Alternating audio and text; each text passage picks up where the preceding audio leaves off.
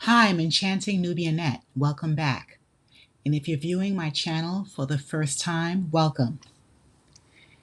This tragic incident happened in Union County, North Carolina. An 11-year-old foster child was discovered handcuffed to the front porch with a deceased chicken around his neck. Big shocker. This couple was arrested when a sheriff deputy found the boy in November 2013 through complaints. Actually, the deputy sheriff was looking for a hog who escaped in the neighborhood. Thinking back, I don't recall hearing about this story years ago. Now, I've heard multiple stories over the years about horrible, cold, heartless foster parents abusing the children, which is always awful. But hearing about a chicken around a child's neck, my first thought was, this sounds like a sacrifice of some sort. I thought, was the parents doing a quote-unquote spiritual sacrifice? However, after reading the news reports, I heard that Mr. Harper, the abusive foster parent, said the chicken was tied around the boy's neck as a punishment. Here's more details. So sadly, the child was shivering in the cold when authorities arrived. The foster parents, they were both around 57 or 58 years old. Dorian Lee Harper and his girlfriend Wanda Sue Larson were charged after being arrested.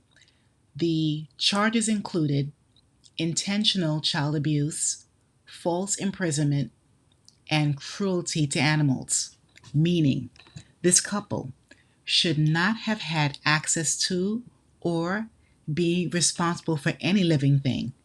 No humans, no animals, or in my opinion, not even plants or any aspect of nature.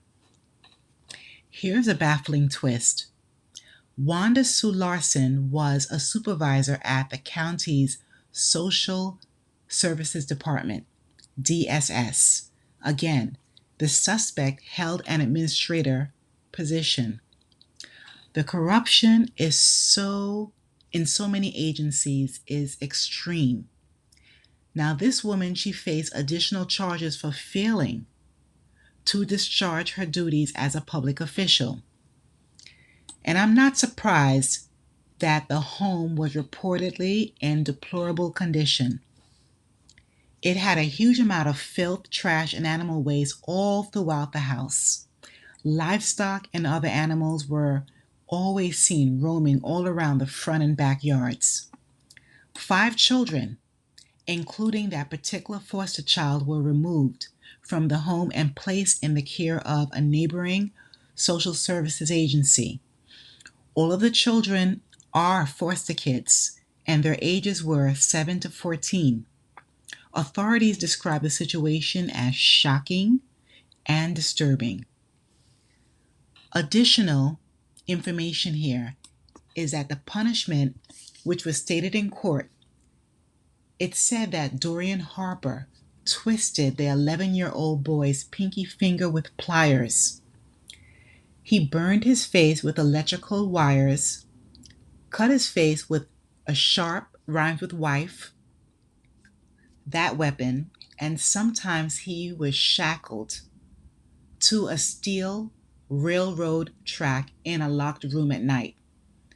Ugh, this is one of the worst news reports ever. This is horrible. Some people are blessed to have children, but they don't have the love in their hearts to care for them in a nurturing and decent way. Thank goodness the truth came to light. Another point that I wonder about is, did any of the educational staff at the children's schools or school notice or report any negligence at all? How were these children showing up at school since their home was in deplorable conditions and they were being abused physically? I'm pleased all the kids were taken care of by responsible adults now. they were taken out of that home, and their lives are expected to greatly improve. Also, I hope well-trained social workers will make or have been making, weekly visits to check and report their growth. They all need family counseling. Lastly, Dorian Lee Harper pleaded guilty. Interestingly enough, Dorian said that he was sorry for his actions. He rejected the prosecutor's plea deal because he wanted the trial to go on. As a result, he was sentenced to 6 to 10 years in prison. Now, Sue Larson pleaded guilty as well, although she was sentenced to only 18 months. Originally, it was 37 months. This is too light of a sentence for her. She should have gotten 10 years as well, and more. Along with 5.5 years of probation with mandatory mental health evaluations. She will not have any contact with children ever again. And P.S. All 5 children did not have to testify. So happy they weren't re-victimized again in this legal process. The boy, Michael, his biological mother, Maria, was awarded permanent custody for him. He's had several surgeries to minimize scars near his eyes. His grades improved drastically from F's to C's to B's.